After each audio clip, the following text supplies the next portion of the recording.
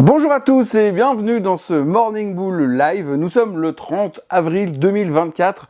Demain, c'est le 1er mai. Demain, ça sera fermé. Demain, ça sera calme. Enfin, ça sera fermé. Ça sera partiellement fermé. Moi, je serai pas là. Mais en tous les cas, ce qu'il faut retenir, c'est que les marchés, pour l'instant, s'accrochent. Ils tiennent. Ils tiennent parce qu'on a une grosse semaine des résultats. Ils tiennent parce que aujourd'hui, la Fed se réunit et que demain, on en saura un peu plus sur leur état psychologique, sur le fait qu'ils sont peut-être devenus à nouveau méga hawkish, des méchants faucons. On ne sait pas. Mais en tous les cas, en attendant, eh bien, on s'occupe avec les nouvelles du jour, avec ce qui est en train de se produire sur la microéconomie, pas mal d'informations. 2-3 trucs au niveau macro dont on va aborder le sujet immédiatement en ouverture de ce Morning Bull. Mais pour le reste, c'est plutôt calme. Les marchés tiennent relativement bien. C'est pas l'euphorie, mais néanmoins, on a quand même cette stratégie du moins pire qui revient dans nos têtes en attendant qu'on en sache un petit peu plus sur la marche à suivre. Alors, on a bien tous accepté et tous bien compris que les taux ne baisseraient pas demain, ça c'est sûr, ne baisseraient probablement pas avant l'été. Peut-être, on ne sait jamais, sur un miracle ou sur un coup de bol, eh bien ça pourrait baisser sur la fin de l'année et pour l'instant rien n'est moins sûr.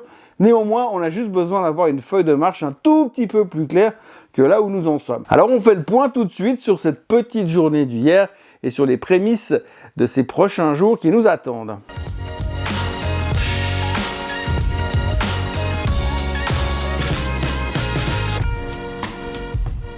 Alors comme c'est pas le sujet le plus fun comme d'habitude, on attaque par la macro. Alors la macro, je vous l'ai dit, la Fed se réunit aujourd'hui, mais ils parleront demain. Donc pour l'instant, c'est un petit peu, on s'accroche au mur et on attend patiemment.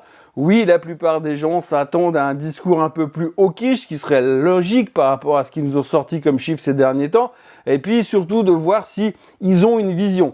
Ce qui serait relativement étonnant parce que même nous, on a une vision à 3 jours, donc ça m'étonnerait qu'ils aient plus d'informations que nous pour aller chercher beaucoup plus loin sur les événements à venir. Néanmoins, on va attendre Monsieur Powell comme le Saint Graal mercredi soir. Mais en attendant, pour l'instant, on est plutôt calme. Du côté de l'Europe, on a eu des chiffres du CPI qui sont sortis en Allemagne et en Espagne. Chiffres du CPI qui étaient fort, un peu plus fort qu'attendu, mais bon, c'est pas grave, c'est pas grave. Apparemment, c'est juste parce qu'il y a un nouveau calcul qui a été mis en place. Tout va bien, c'est sous contrôle, il n'y a pas de souci. Alors effectivement, le chiffre est monté un petit peu à cause de l'énergie. What a surprise! Et puis, tout le monde se dit, c'est pas grave. Si on lit les commentaires des experts, on nous dit, vous inquiétez pas, le mois prochain, ça va revenir à la normale. Ce qui ne devrait surtout pas empêcher Madame Lagarde de pouvoir baisser les taux en juin, comme c'est prévu. Donc pour l'instant, l'Europe toujours meilleure que les États-Unis au niveau de la macro, surtout au niveau de l'inflation, qui est beaucoup mieux maîtrisée en Europe qu'aux États-Unis. Et donc ça, c'est la bonne nouvelle du jour, parce que malgré un CPI relativement fort, on n'a pas l'impression que ça stresse les investisseurs. Les investisseurs se rattachent plutôt à d'autres histoires, à droite ou à gauche. Pour l'instant, c'est absolument pas la panique. D'ailleurs, on a vu que le DAX et le CAC, ils ont à peine baissé sur la nouvelle. Et d'ailleurs, on aura le CPI en France aujourd'hui et le CPI en Europe qui sortira. Il y aura aussi le PIB français qui sera à l'honneur ce matin. Donc il y a pas mal de choses à discuter, on aura pas mal de choses à discuter ces prochains jours. Mais le sujet de la macro était bien maigre par rapport à ce qui s'est passé sur les actions hier. Il y a eu pas mal de petites choses assez intéressantes et pas mal d'explosions. Alors là aussi, la théorie du moins pire fonctionne à plein régime. Alors on a eu tout d'abord en Europe, on a eu Philips qui avait un problème avec des respirateurs pour l'apnée du sommeil. Alors on en a peu parlé, ou pas parlé, en tout cas pas moi dans le Morning Bull, mais ces derniers mois, ils ont eu des problèmes avec des respirateurs qui avaient de la mousse à l'intérieur, qui s'effritait, qui rentrait dans les poumons des patients et qui pouvaient à long terme, potentiellement, éventuellement, leur déclencher un cancer. Donc ils ne mouraient plus à cause de l'apnée du sommeil, mais par contre, il y avait des conséquences sur autre chose. Donc évidemment, vous savez comment ça se passe. Aux États-Unis, gros procès, patati patala. Finalement, ils ont réussi à striker un deal et trouver un arrangement qui était de 1,1 milliard de dollars pour liquider le cas officiellement devant la justice. Là, vous me direz 1,1 milliard de dollars quand même. Oui, mais le titre s'était fait déglinguer depuis cette histoire. Et résultat, le marché attendait beaucoup plus. Le consensus était autour de 3 milliards. Les plus pessimistes pensaient 5 milliards. Encore une fois, bravo les analystes, complètement à côté. 1,1 milliard, donc moins pire. Bam, le titre a pris à un moment donné dans la séance plus de 40%. Bref, explosion du titre Philips en Hollande hier parce que finalement, le settlement qu'ils ont obtenu avec leurs victimes, entre guillemets, était moins pire. Dans la série du moins pire, on est obligé de parler de Tesla. Alors Tesla, ça fait une semaine qu'on en parle beaucoup. Hier matin, je vous disais que monsieur Musk était parti en voyage en Chine pour essayer de discuter avec les Chinois afin de trouver des améliorations et des deals possibles. Alors, ils ont levé pas mal de barrières sur le fonctionnement des Tesla en Chine, l'introduction de leur software de voitures autonomes et puis surtout la possibilité d'obtenir les datas qui vont ressortir de l'utilisation de ces softwares pour être renvoyés aux États-Unis. Donc, il semblerait qu'il ait réussi à convaincre les Chinois de leur laisser envoyer leurs data aux États-Unis pour pouvoir améliorer le software qui, bien évidemment, devrait arranger tout le monde à la fin parce qu'on se réjouit tous d'être dans des voitures qui conduisent à notre place. Enfin, moi, je suis impatient, je ne dors plus, rien qu'à l'idée de me faire conduire par un robot. Vraiment, c'est hyper excitant. Et néanmoins, le titre a adoré, il a explosé hier soir dans tous les sens. Donc Tesla, pour faire le résumé, depuis la publication de ses résultats la semaine passée, mardi, il y a une semaine, est en hausse de 40%. Les shorts se sont fait littéralement décimer. On estime les pertes des fonds short à plus de 5 milliards de dollars sur le rebond de Tesla. Et Musk est à nouveau le génie que l'on connaît. Et encore une fois, tout est parfait. Il faudra voir encore la suite des événements parce que pour l'instant, c'est bien joli de dire il n'y aura pas de problème et puis on ouvre grand les portes de la Chine à Tesla. Bien sûr, le marché est énorme. La concurrence est énorme parce que juste sur la voiture bon marché, eh bien déjà rien que là, clairement, les Chinois sont imbattables par rapport au prix que Tesla pratique aujourd'hui. Mais enfin, pour l'instant, sur la nouvelle, c'était extraordinaire. Malgré cela, les analystes continuent à baisser plus ou moins leur price target, même si Tesla est en train de remonter à la vitesse de la lumière et de faire très très mal à ceux qui pensaient que cette fois c'était définitivement terminé.